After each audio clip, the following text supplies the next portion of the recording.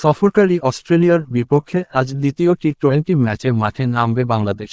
চট্টগ্রামের বীরশ্রেষ্ঠ flight lieutenant সিপাহী মতিউর রহমান স্টেডিয়ামে বেলা 2টায় দুদলের ম্যাচটি শুরু হবে।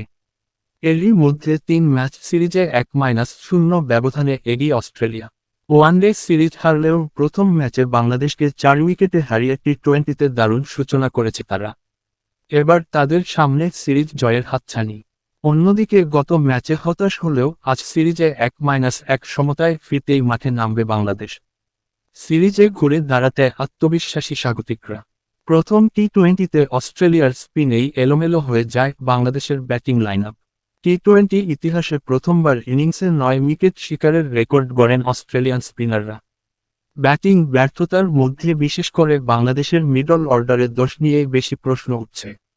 বড় শট খেলতে গিয়ে উইকেট হারান ব্যাটাররা। মিডল অর্ডারে তাওহিদ হৃদয় ও সৌম্য সরকার ধরে খেলতে পারেননি। অ্যাডাম জাম্পার স্পিনে বেকায়দায় পড়েছেন দুজনই। দ্বিতীয় ম্যাচেও তাদের চ্যালেঞ্জ জানাতে পারেন জাম্পা। তবে গত ম্যাচের হতাশা ভুলিয়ে দিতে আজ মাঠে নামছে বাংলাদেশ। এ ম্যাচে স্বাগতিকদের জন্য বড় হুমকি হতে পারেন কুপার কনলি।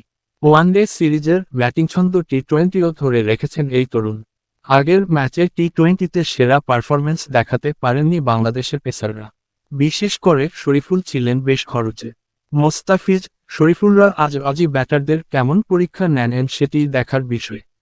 দ্বিতীয় টি-20 একাদশ অপরিবর্তিত রাখার সম্ভাবনা প্রবল বাংলাদেশের।